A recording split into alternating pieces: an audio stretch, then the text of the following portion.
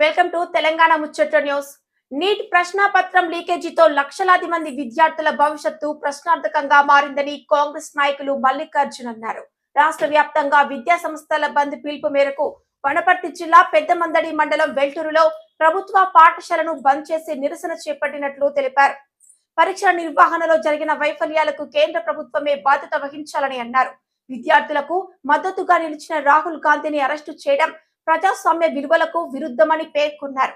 ఈ కార్యక్రమంలో వార్డు సభ్యులు నాగభూషణ్, మద్దూరు వెంకటయ్య, కవాలి రాజు, సీను తదితరులు పాల్గొన్నారు.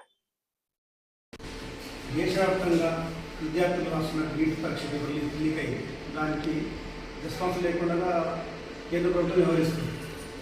కొంతమంది విద్యార్థులు ఆత్మహత్య చేసుకుని చనిపోవడం జరిగింది. కొంతమంది నిరాశకు గురై దేశంగా మారిపోయింది.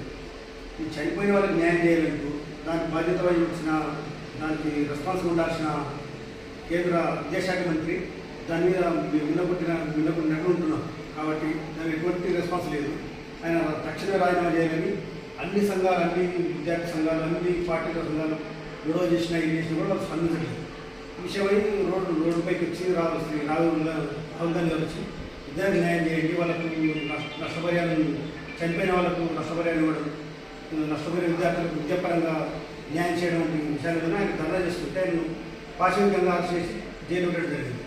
కాబట్టి కేంద్ర ప్రభుత్వం చేస్తున్న ఈ నిరంకుశ పాలనపై వ్యతిరేకంగా దేశవ్యాప్తంగా నిరసన వ్యక్తం చేస్తున్న పార్టీలు కాంగ్రెస్ పార్టీ తరఫున మేము కూడా మా ఊళ్ళో పాఠశాలను బంద్ పెట్టాలని విద్యార్థుల మిమ్మల్ని కోరుతున్నాము, ఉపాధ్యాయులుగా సార్లు కోరుతున్నాం. అందరూ సహకరించాలని మనం చేస్తున్నాం.